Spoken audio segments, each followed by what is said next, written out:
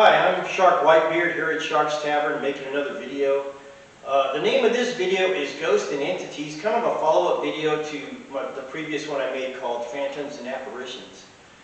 And like I said, back in the 80s, I was a young kid, I was 25 years old or so, and I worked at this fire station up in Northern California. It was basically a series of trailers that were put up there. And I lived in this one trailer on the one side, and then in the middle there was like bathrooms and stuff and showers, and on the other side they had hired these two young kids just out of high school. They're like 18-year-old kids. And I knew that they smoked a lot of pot. Like after work they'd go out and go smoke a lot of pot and stuff like that. And what happened was I would lay down in my trailer. I'd lay down, there's like a little window, kind of looking this way, there's a little window here, and it was a single wide trailer. And at night sometimes, the way it was set up was, it was behind the trailer, it was all dark, and then there was like a juniper tree back there, and it was all really dark in the shadows behind the trailer. In the front of the trailer there was a lamppost with light, so you could see where you walked in through the doors, but in the back it was all dark, and then there was a road that went up, like a driveway that went past the trailer, so they wanted us to drive our vehicles and park them in the back, so they wouldn't be all cluttered in the front. So I'd lay there sometimes, and I could swear I heard somebody outside, several people outside the trailer talking and stuff.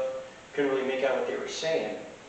So one day, I asked these kids when nobody was around, I asked them, I said, hey, do you guys ever by chance hear anybody outside the trailer in the back? And they looked at me and said, yeah, dude, you hear them too? Because we hear them all the time. And I said, okay. And he goes, yeah. And they both said, yeah, there's people back there. And we go back there, we sit real still and be really quiet. We could hear them talking. And then we go out there to look, and there's nobody there. And he goes, we hear it all the time. And then he goes, one kid goes, but if you listen really closely and listen to them, he said, you could find out, because they're happy ghosts. They're very happy. They're not mean or evil. They're just really happy ghosts. And I never thought about that of what do you mean happy? I mean, like, I never thought about the ghost being happy or sad or whatever. So, and then what he said was, so that got me thinking, and I thought about, I wonder what the whole history of the fire station is, and who these ghosts were. So, what happened was the fire station was set up in 1968, and what they did was they brought in a bunch of trailers, set it up, and the agency was trying to get into firefighting, wildland firefighting, set itself up and establish itself at that time. And in the early 70s, they had a crew out there, and the boss would come out, this is in the 80s when I was working there, and the boss would come out from the state office and give us this big old spiel, big old lecture about professionalism and integrity and hard work and all this stuff. And he'd tell the story about in the early 70s, they had a crew out there, and how bad it was, and what a bad reputation they had, and that he said they were growing marijuana plants in the back, they were doing all kinds of stuff, running around doing this and that, when carried on, and they're supposed to be firefighters, supposed to be professional, and representing the agency, and how bad it was, and that they're trying to turn that image around, and that's what we were doing, trying to turn the image around. And I talked to the cook, an older lady, she used to work there back in those days, and she told me, she goes, oh yeah, it was pretty bad. She goes, there was these two young girls that worked there as firefighters. He said, and they didn't even have their own beds to sleep in. They slept with whatever guy they wanted to at the time. And so basically what it came down to was, I said, man, these guys are out there, these people were out there having sex, drugs, and rock and roll and having a great old time.